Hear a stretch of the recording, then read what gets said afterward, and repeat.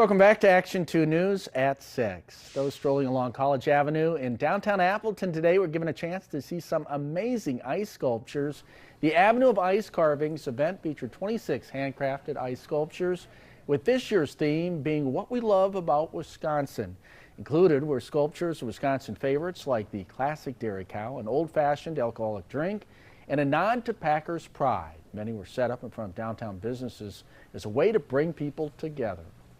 I'm glad they're doing these community events. 'Cause I've also just noticed too that Appleton has been doing a lot of them recently, between Mile of Music, Death by Chocolate, and like this too. Just good things to do on the weekend that just fill up, time for families. The ice sculptures will be up as long as the weather allows.